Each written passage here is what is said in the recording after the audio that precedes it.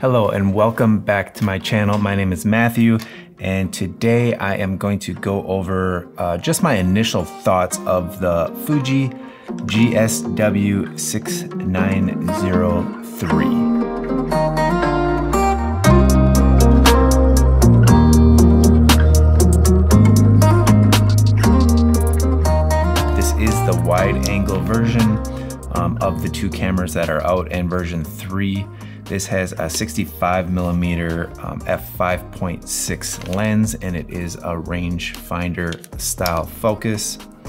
It takes like a 6x9 negatives, and that's one of the main reasons why I ended up purchasing this camera. So I've had the camera out about 3 times now. Once to test the film, to test the camera after I replaced the light seals in the back. Once in St. Louis, where I did record some behind the scenes and did give some thoughts on the camera while I was out shooting it. But now that I've got a dozen or so rolls back that I've shot, I wanted to just give like kind of a follow-up to the initial, feel of how I feel like how the camera shoots, the image quality and things like that. And then the third time I had it out was actually in Dubuque. And at the end of this video, I will show you a few shots I took there, and we'll zoom in and we'll actually show you just how sharp this 65mm lens is. So just a few reasons why I ended up purchasing this camera. I do remember looking at this camera many times over the last couple of years, and also looking at the Mamiya 7 II. And I was never really sold on rangefinder cameras, but the more I shoot with my little Canonette, I really started enjoying the rangefinder in general. And so I was looking at the Mamiya 7. I'd always liked my Mamiya RZ Pro 2, which I had sold and kind of regret, but Mamiya has always made a great camera.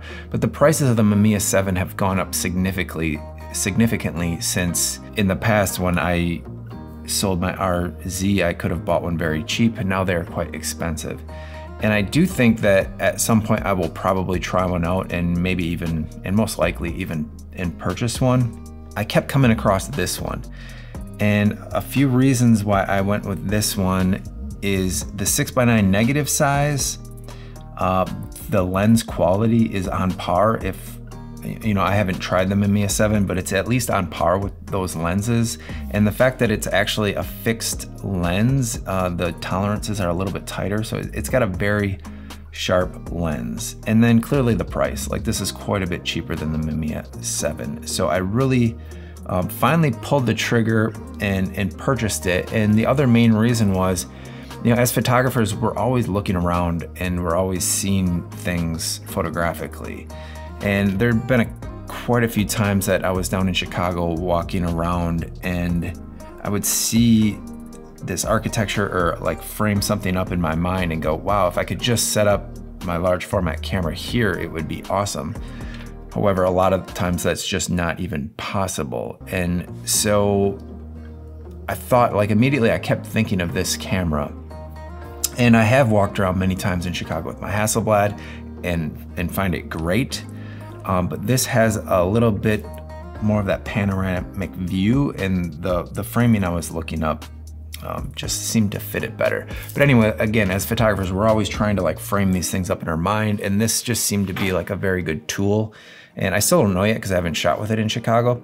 However, in St. Louis, I did have a lot of fun with it, and I look forward to shooting it more and taking some of the shots that I want to shoot with it down in Chicago very soon. So let me see.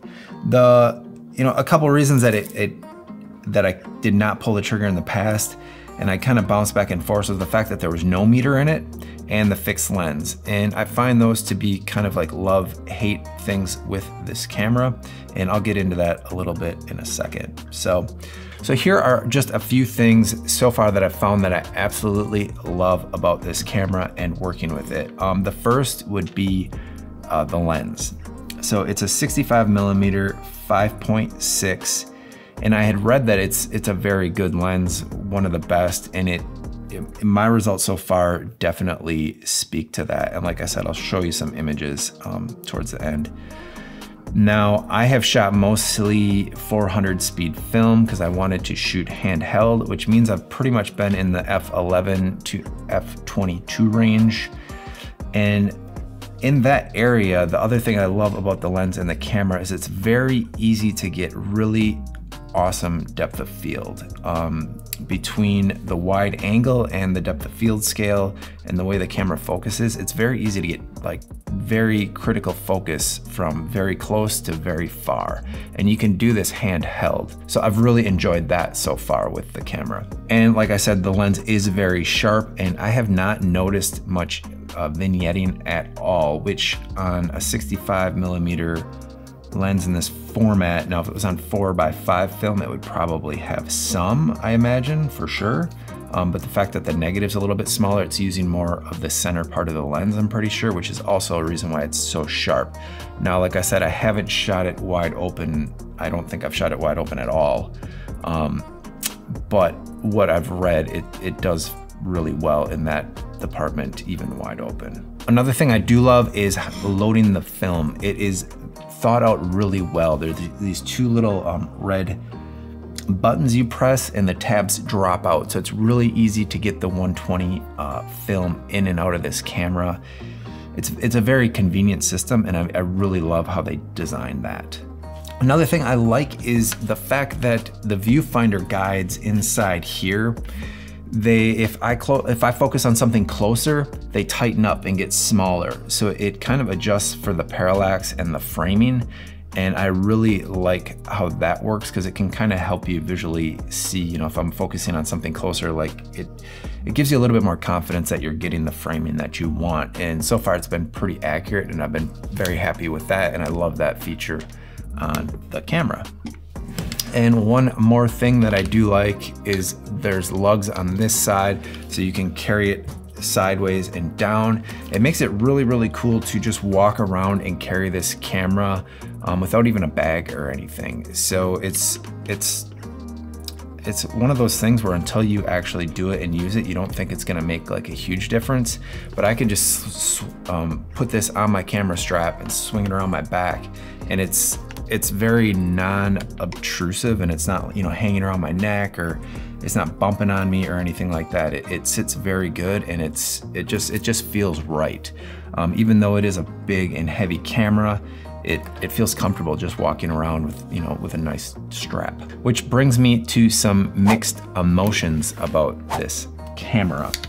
So it is fully mechanical and I love that. I love that there are no batteries required. So this is really one thing I love about the camera, but it also means that there's no meter at all in the camera. And that is actually one of the reasons why I was like, you know, I don't know if I want to buy it. I don't know, you know, if I want to walk around and have to have a meter on top of the camera or carry a meter on top of carrying the camera. However, I did pick up this little Voigtlander VC2 meter, which just goes into the hot shoe. And now I've seen a lot of people use these with Leicas and other cameras like that. And it's worked really well for me. So that kind of circumnavigated that con of not having a battery meter built into the camera. And the other thing is it doesn't require batteries to operate in any way. So that means that this camera is fully mechanical. Like it will just, you can fire. You can use Sunny 16, go out and just shoot and don't have to worry about your batteries dying or carrying batteries or anything like that. Like I said, I do like having the meter on for the style of shooting that I like to. But that doesn't stop me from, if I wanted to spot meter, I could easily put this on a tripod and still, you know, do things differently if I wanted to. But anyway, that's something that I had mixed emotions on, and then I kind of researched a little bit and have loved that little Voigtlander meter. They do make other ones that are a little bit less expensive, and there's quite a few on the market, but after doing a lot of research, I just went with the Voigtlander because it was kind of been around the longest and figured that what I read, it was pretty accurate, and I love that one. It's spot on with my Hasselblad prism meter, and I've been happy with it so far. I love the 6x9 negative, but I put it in a mixed emotion because I'm a medium format anyway. I'm used to shooting with my Hasselblad and you get 12 shots. On this, you get 8 shots on a roll of 120.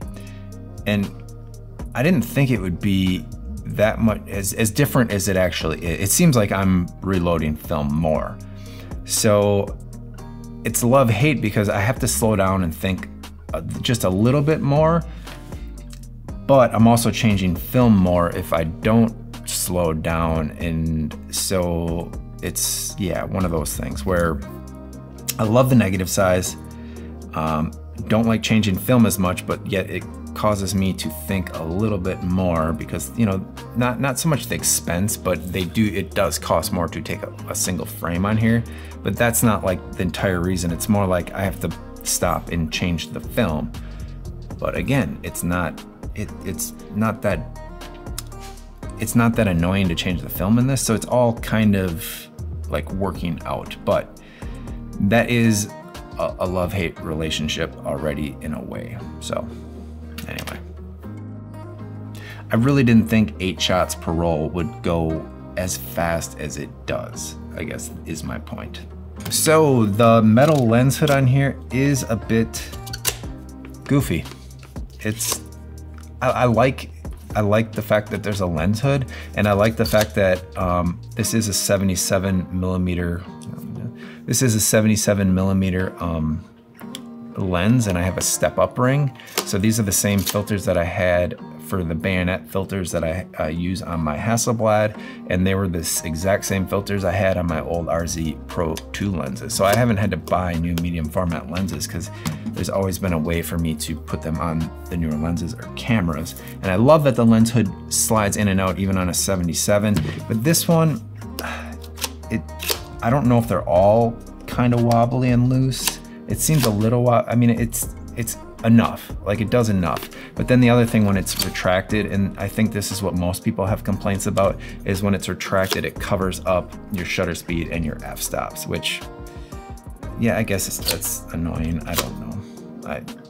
I don't know how I feel about the lens hood, but I do like having the lens hood to shade because I'm not the type of person to put one on otherwise. So the fact that it's there, I think I like it. Okay, still a little mixed on that one. So the last thing that I have a bit of a love-hate relationship with this camera already is I like the bubble level on the top. So if it's on a tripod, it's really easy, you know, or even if you're holding it and framing and you know you want to make sure things are level. I like that. I wish they had one this way because I have a harder time getting things level with this camera when I'm shooting portrait orientation, even on a tripod, because when you're looking through the viewfinder, the lens does protrude a little bit into the viewfinder and it can make lining things up difficult. And I have noticed just with wide angle lenses in general, when you're shooting handheld, it is much harder to get your horizons level or keep things square per se. So those are the kind of things that I love and hate. And like I said, none of them are deal breakers, and some of them, they just have pros and cons to them. So it's, you know, it's something that you might want to consider. Some things might annoy you more than me. Some things you might really like and they don't annoy you at all and they annoy the out of me. Things I do not like about this camera, there really are not too many. So this is a little pro and con again. It is big and heavy. So this camera is bigger than I thought it was gonna be. Even though, like in the video when I was in St. Louis, I had mentioned that, like I'd seen it in other people's hands. It's just until you see it, it seems bigger. But the longer I have it, the smaller it seems. Oh, that's kind of weird, right? But you know, you get used to something, it's like, well, that's not really that big. But when you first see it, you're like, whoa, that's a big camera. And I also mentioned in that video, which I want to kind of take a step back in, when I was editing the video, I was talking and I said, I was surprised that my Hasselblad is quite a bit lighter and about the same size. I think I said something to that regard. And so I weighed the Hasselblad because I hadn't done it. With the prism finder on it, the Hasselblad is about 4 pounds. So with my prism finder on the Hasselblad, it's actually heavier than this. This camera, as it sits with the filter on and film in it, is 3.5, roughly 3.5 pounds. However, if I take the prism off of the Hasselblad, it's close to 3 pounds. And that's with just the waist level finder. And that's the 80mm stock lens. So I wasn't like far off in that video, but the only gauge I had was I took both cameras and kind of held them. So I never really like weighed or looked or got like technical about it. So I wanted to clarify me saying that in that video. So I guess it could be heavier than my Hasselblad, but I usually have my prism finder on there, especially you know, for this style shooting that I intend to do with this. I would have it on there because I'm kind of metering and shooting and walking around. Bigger and heavier than I thought, but at the same time, if it wasn't this size, you wouldn't get that big negative.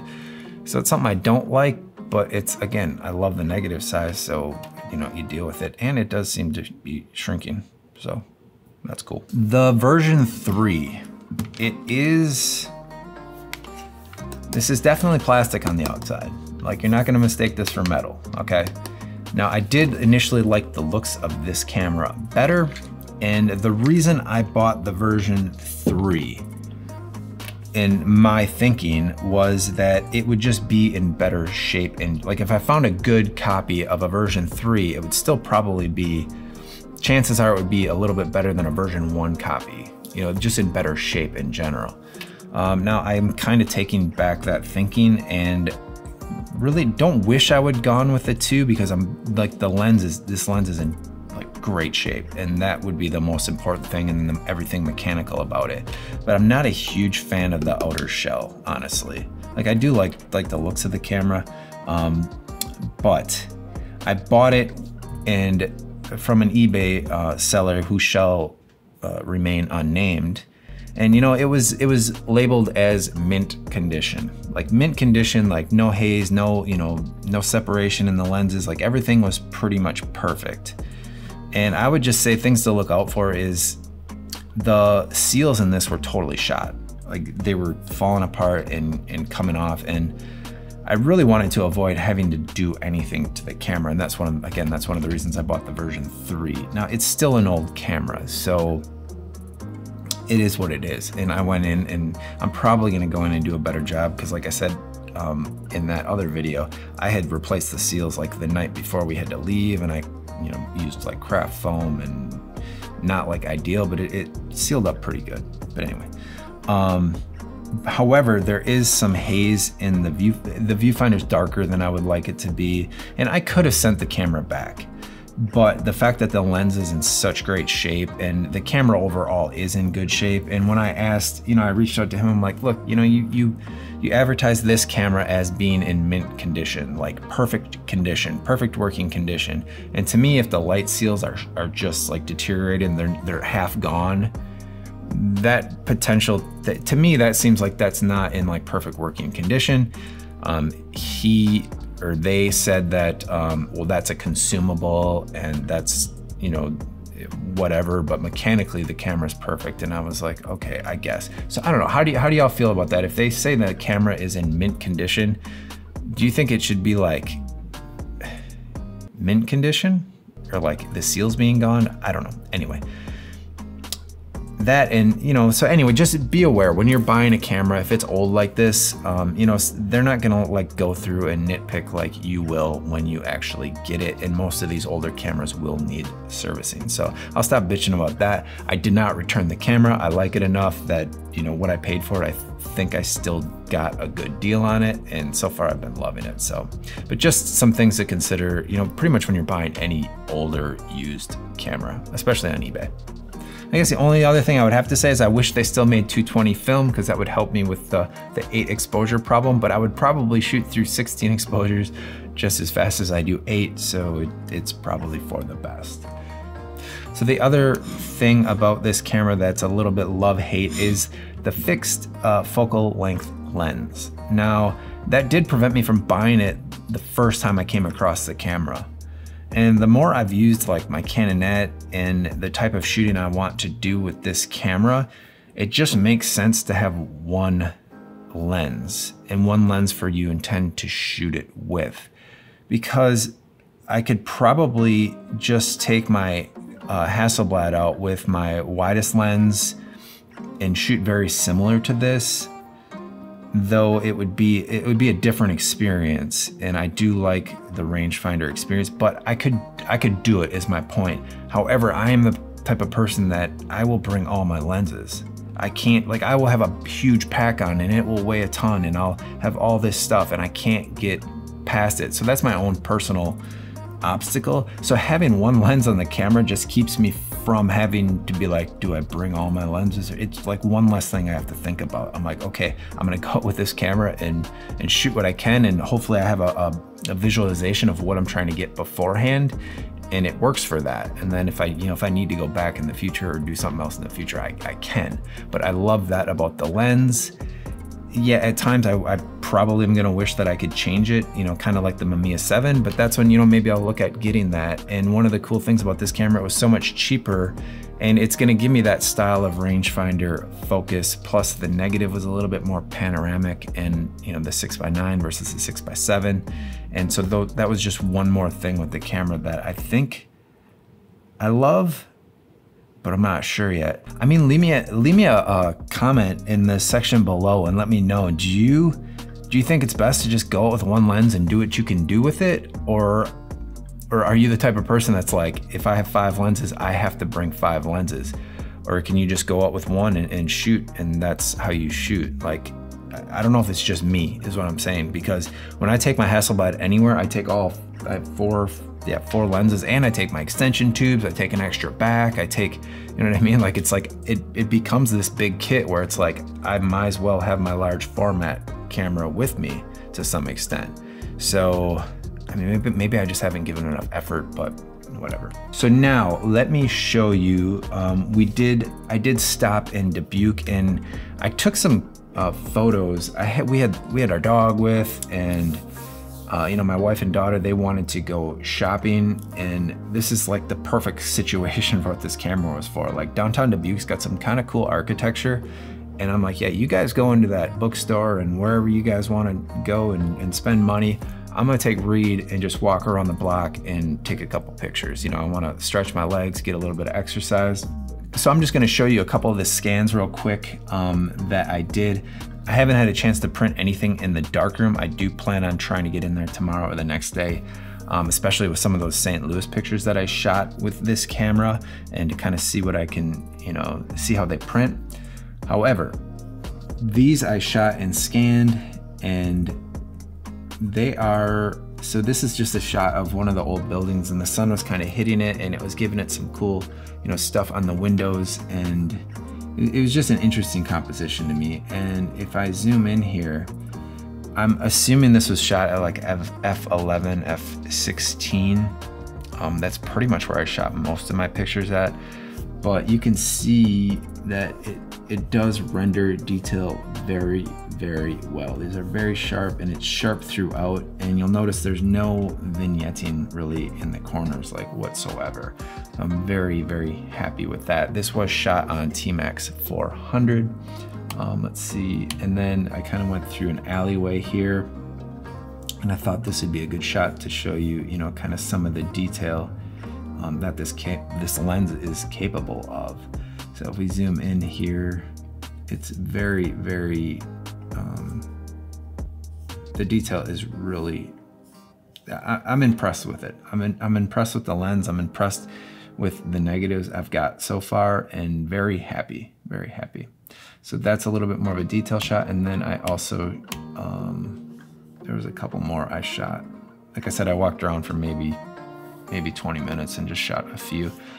So this is, they have like a clock tower down there. So again, the resolution is pretty impressive. I did scan these using my R5 and the Velai little winder setup. So you can check out the video on how I've been doing that if you haven't seen that video. And yeah, so those are just a couple of the pictures. Again, these were T-Max 400. And I'm very happy with the lens, very happy with the camera. I don't think you'd go wrong buying this or the GW. So I'm very happy with this camera, and I don't regret buying it one bit. So that is gonna do it for this video. Please hit the subscribe, turn your notifications on so you get notified when I post the next one, and I will see you then.